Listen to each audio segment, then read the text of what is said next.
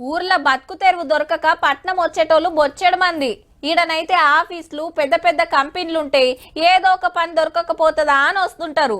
రోడ్ల మీద దందాలు, టిఫిన్ సెంటర్లు, గల్లీలలో చిన్న చిన్న కిరాణా దుకాణాలు పెట్టుకొని ఎల్లదీస్తుంటారు. కానీ ఈడేమన్నా ఖర్చులు తక్కువ ఉన్నాయా? ఇంటి కిరాయిలు, బడి ఫీజులు, బట్టబాతలు, బండి పెట్రోలు అన్ని కలుపుకుంటే ఆడికాడికి అవుతుంటది. ఏహే గిట్ల కాదు, ఏరే దేశాలకు పోవాలి అనుకుంటారు. గసంటోళ్ళంతా మంచిగా నలెగ్గి ముచ్చట. పబ్లిక్కే కాదుల్లో లీడర్లకు సుతా సూటి పెడుతున్నారు బడవేగాళ్ళు. బయటి దేశాల్లో జాబులు పెట్టిస్తామని మొన్న ఏములాడ ఎమ్మెల్యే ఆది శ్రీనివాస్ సార్ కు ఫోన్ చేసిరటొకళ్ళు. దుబాయ్కి వెళ్తారా, ఉద్యోగం ఇప్పిస్తారు, ఏ ఉద్యోగాలు ఇస్తారు అని చెప్పండి, మీ వీలుని బట్టి మీ అర్హతను బట్టి అని. డ్రైవర్ ఉద్యోగం ఇప్పిస్తారా అని అడిగిన. సారీ ఎవరనుకోని మత్పరియపోయినరో ఓనర్ నెంబర్ అడిగితే సరే మళ్ళా చెప్తామని ఫోన్ పెట్టేసిండ్రట.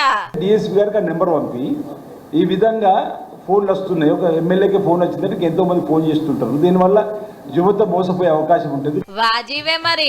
బయటి దేశాలలో జాబులు అనగానే ఇంతో అంతో సంపాదించొచ్చని ఆశ పడుతుంటారాయే. చేసిన అప్పులు తీర్చాలని కొందరు, పిల్లల చదువులకని బిడ్డ లగ్గానికని పోయేటోళ్ళు కొందరైతే బయటి దేశంలో తక్కువ టైంలో ఎక్కువ పైసలు కూడా పెట్టొచ్చు, తొందరగా సెటిల్ కావచ్చని పోయేటోళ్ళు కొందరు.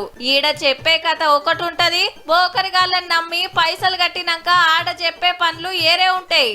సొంత దేశం రాలేక బయటి దేశంలో ఉండలేక తిప్పలు పడ్డోళ్ళు బొచ్చెడు మంది. మీకు సుతా గిట్లనే ఎవరన్నా ఫోన్లు చేస్తే ఆశ కురికి పైసలు కట్టారు, ఇంకింత ఆగమైతారు. చూసుకోండి మరి.